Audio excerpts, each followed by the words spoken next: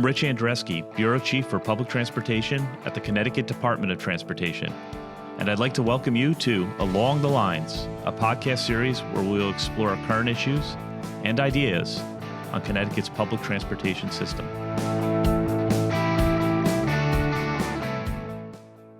Hello and welcome to another episode of Along the Lines. I'm your host, Rich Andreski. Connecticut's extensive bus system serves as a vital cog in the state's economy.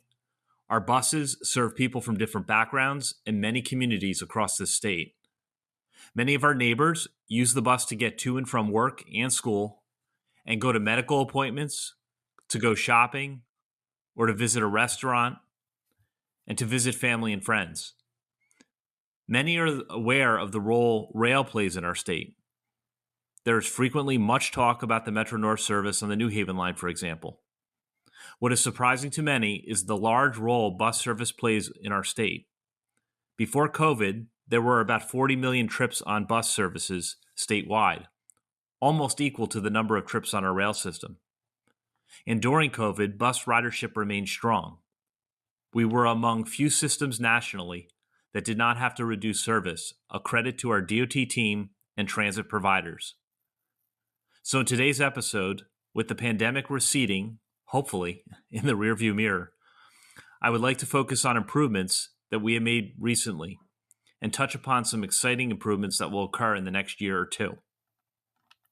With me today are Dennis Zelensky, Public Transit Administrator at the Connecticut Department of Transportation, Josh Rickman, Assistant General Manager of Planning and Marketing with First Transit HNS, and Barry Diggs, Director of Rapid Transit and Zero Emission Programs at First Transit HNS. Gentlemen, welcome to the program. Thank you, Rich. Thanks for having us. So Dennis, let's start with you. You and I have had the opportunity to work together for almost 5 years now, and I'd like our listeners to get a chance to know you a little better. Can you share a little bit about yourself and your role at the Connecticut DOT? Sure. Thanks, Rich. My role is to lead the statewide bus system.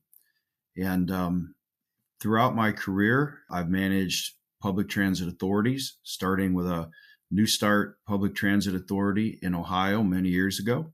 The experience that I gained over all the years working for boards and developing community service has served me well here in the 5 years we've worked together, and it's allowing us to really move the system forward. And Dennis, I always enjoy hearing about your stories, particularly from Erie, where you've sort of talked jokingly about our snowfall versus Erie snowfall. Yeah, they say Eskimos have 10 words for snow, and I learned all of them while I was there. So there are 300 inches of snow at my house when I lived there. So, yeah, a bit different. We think we have tough winters here in New England, but certainly Erie's a whole different ballgame. So Josh, how about you? Can you share a little bit of background in your role at First Transit HNS? Sure, absolutely, Rich, and thank you. Basically, my role here from day to day has me overseeing the planning and scheduling units, the marketing team we have here, as well as the customer service department.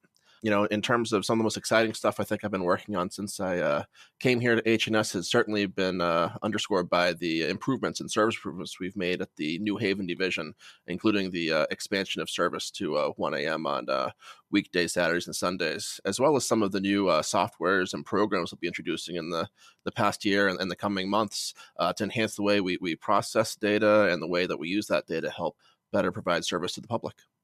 And Josh, thank you. Yeah, I mean, when we think about the future of our important statewide bus system, it certainly is a data-driven exercise, doing the most good for the most people. So Barry, last but certainly not least, for our listeners, can you share a little bit about your background and role at First Transit HNS? Certainly, Rich. Thanks for having me. Sounds like I'm the old man here at First Transit HNS. I started my career here at Connecticut Transit almost 22 years ago as a bus operator. I love my day-to-day interactions with my passengers, but I wanted to expand my knowledge in the transit world. So I moved up the ranks as a transportation supervisor / dispatcher for a few years. Then I took on a new role as a transportation training supervisor, helping new recruits start their careers, which was very, very satisfying. So again, I wanted to learn more about our industry. So I dipped my toe in the planning and scheduling world which I've been a part of for the last 11 years or so. Barry, you're in an exciting role for First Transit H&S, really exciting developments around electrification, automated buses, micromobility. In my current role as Director of Rapid Transit and Zero Emissions Programs, that's a lot to say. I'm responsible for not only all the operational planning that occurs in the New Haven and Stamford regions, but also I've been given the honor of rolling out the first battery electric buses in our region, where I have the pleasure of assessing the operational performance of our zero emissions program and basically setting the standards of a successful deployment, in which I'm learning there's no standard playbook for. So that's my career here in a nutshell. Looking forward to having a more in-depth conversation on that. Thanks for joining the program. Thank you. CTtransit branded services carry about 80% of the annual statewide bus ridership. However, there are many other providers across the state. Dennis, for our listeners who are not too familiar with Connecticut's bus system, can you give a brief overview of the entire network? Sure, Rich. Here in Connecticut, we operate a statewide bus service that has basically two categories of systems. We have our own statewide branded system, which is called CTtransit, and we have individual districts, which function much like transit authorities. Overall, we provide 40 million rides per year pre-COVID. On the CTtransit side, the services operate in Hartford, New Haven, Stamford, Waterbury, New Britain, Bristol, Meriden, and Wallingford. The rest of the state is largely covered by the individual districts that serve those areas. Our system is fairly extensive, and what is surprising is the robustness of our network relative to our, the size of our state. We have a very extensive network, and we're very proud of that. And Dennis, you're playing a key role in terms of bringing and unifying those services statewide through, technology and fares. Now maybe we can get into some recent improvements to service in the last year or two, and that really starts with New Haven. We've seen many improvements roll out during the pandemic. Barry, can you talk a little bit about those expanded service hours that we've introduced on local routes in New Haven? Absolutely, Rich. I first want to give credit to the Move New Haven study, which was a collaboration between Connecticut DOT, the City of New Haven, the South Central Regional COG, as well as the Greater New Haven Transit District. So this study was focused on taking community feedback, stakeholder feedback, and making some evaluations and kind of developing some possibilities for some alternative transit options. What the Move New Haven study determined was that Connecticut Transit does a pretty good job in terms of service coverage. We actually get passengers to where they need to go. But what the study showed that we did not do such a good job at was our service hours. These days and times, the normal 9 to 5 work shift isn't everybody's norm. So riders are working what some of us consider abnormal hours and cannot acquire certain jobs due to public transportation not being readily available. So what the expanded nighttime service did was it increased all current service levels, weekday as well as weekends, to as close as the 1 a.m. hour as possible. And as we usually evaluate how well newly implemented services are doing, we usually kind of see what that service is doing at the year mark. But the numbers are clearly showing that these expanded service hours are doing very, very well right out the gate.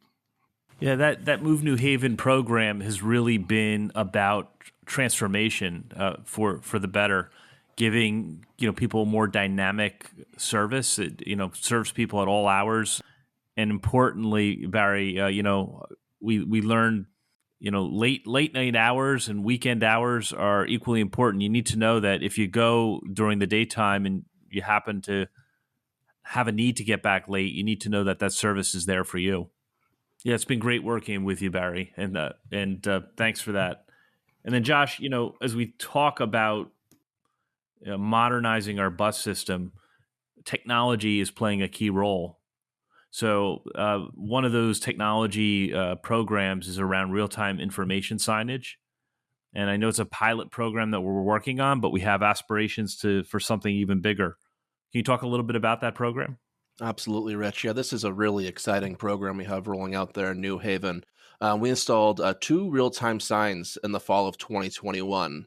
One of these signs was installed at the customer service sales outlet, which is located on the New Haven Green. And the other sign, which is a slightly smaller sign, but it's solar powered, is located at the Broadway and York stop in New Haven.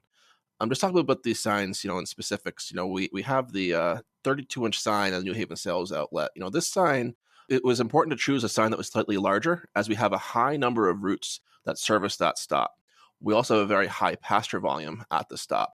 And it's been received very well by the public. And I know that we did a combined effort with CTDOT and CTtransit staff where we engaged the public, and we had some very, very nice reactions to the installation of that particular sign. The second sign, which I mentioned at the Broadway and York stop, we installed on the north side of Broadway. And I want to call out that just particular installation because we had to put it on the north side of the street to allow enough sunlight during the day. Just given where we are in the Northeast, we don't have a lot of sunlight compared to some of our transit peers, maybe in the Arizona area. So we had to be really careful when we did our site selection. And this sign has been functioning very well. However, we did find that despite putting it on that north side, we're still having to turn it off for a day or two a month, and that's so allowing to have the battery fully recharge. So we're working with the vendor who's going to be providing a more efficient solar panel to us this spring. And, developing these programs, looking at this as a pilot before we go for a full-scale initiative is really critical. So we're finding the right solution for these corridors.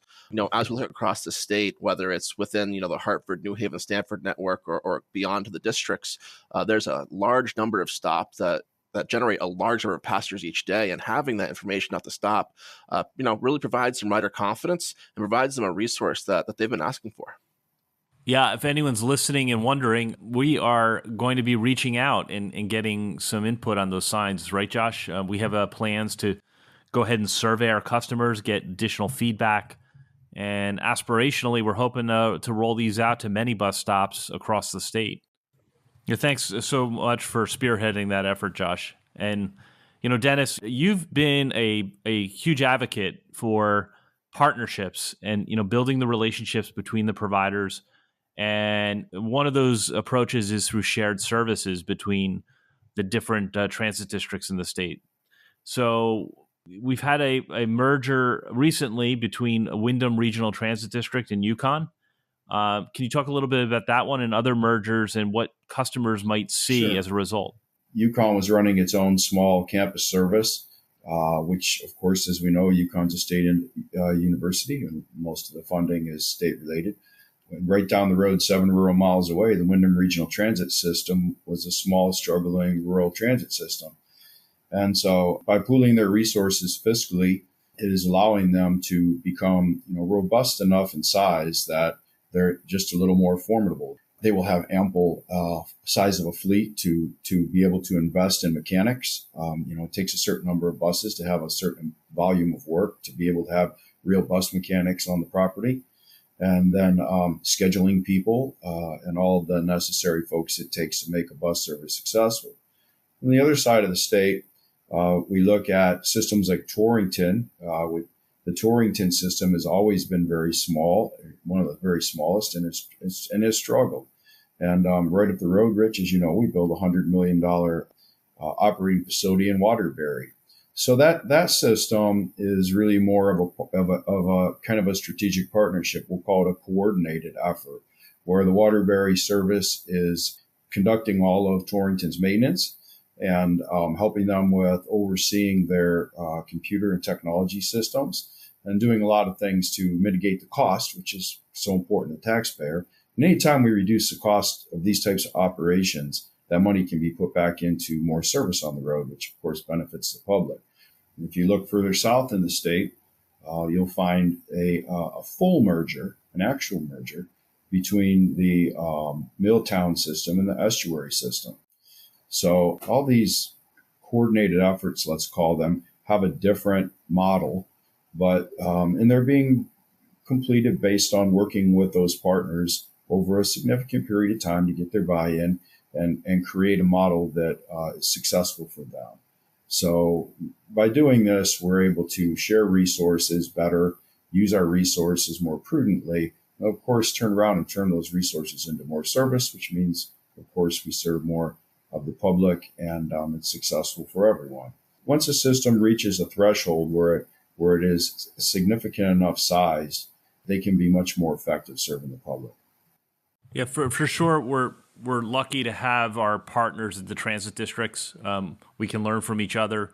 There's an ability to pilot service and technology initiatives locally, and then grow them or expand them to other parts of the state.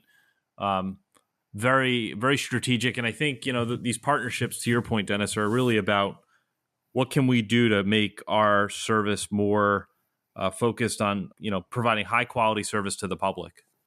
I mean, on that note, hopefully you and Josh can jump in and talk a little bit now about some of the additional, investments we've been making. One is very notable and timely, and that's the Meriden-Waterbury route.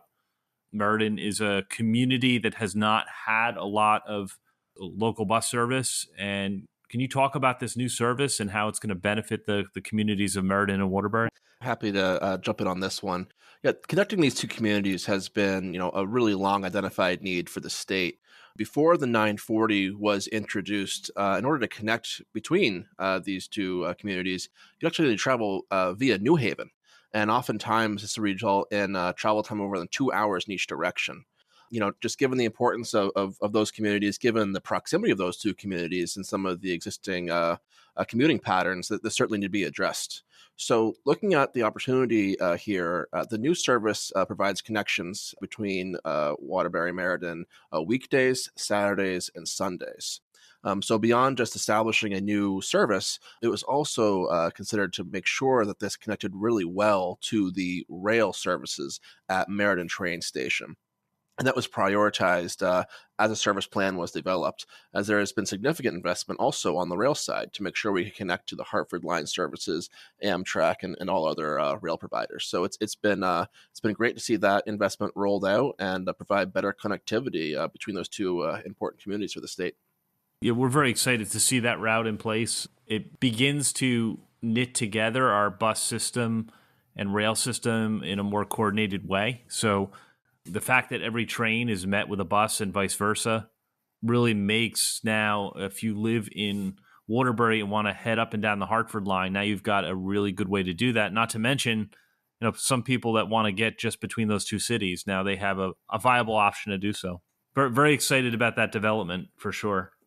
And then Dennis, you and I have been talking quite a bit about microtransit, and this is near and dear to your heart, I know.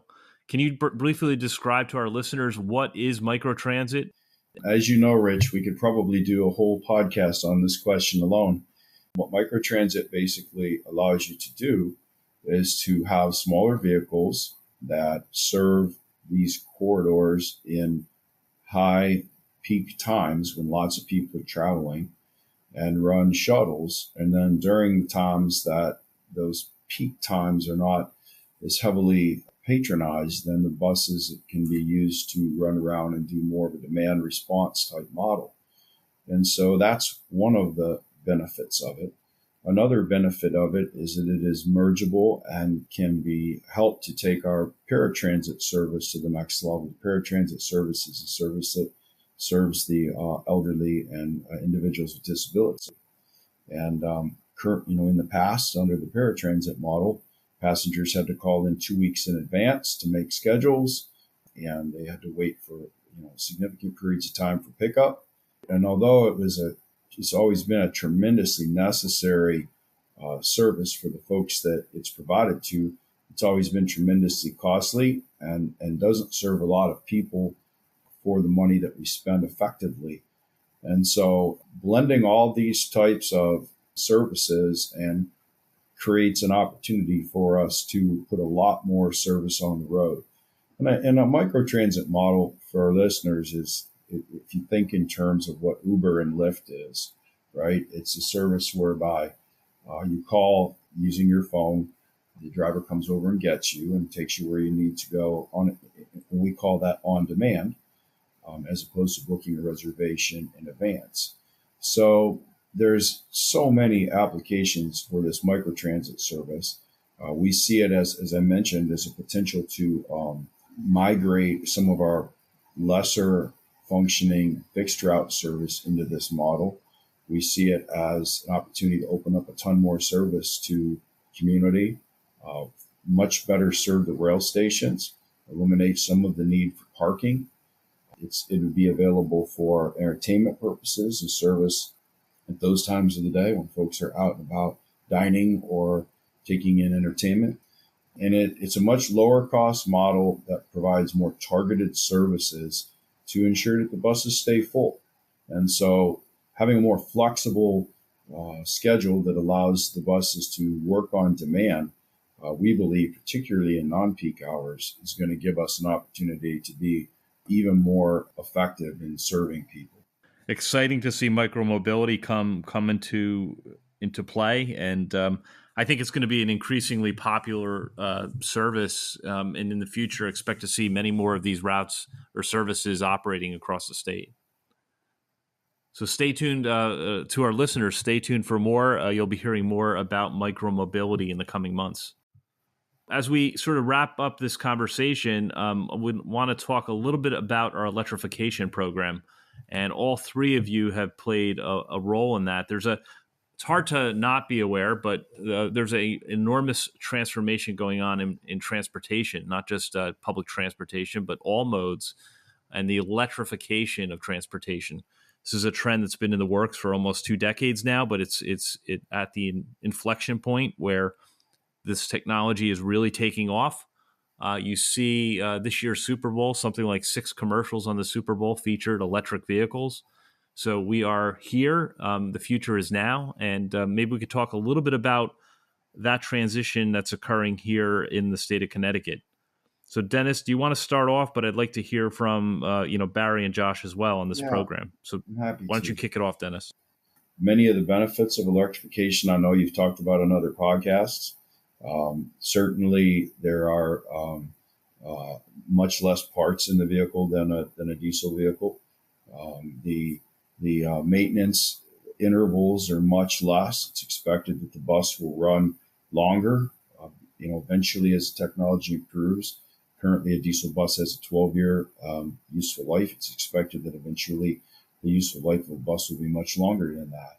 So it's obviously a sustainable fuel source. There's lots of ways to produce electric that keeps down greenhouse gas emissions and all of those things.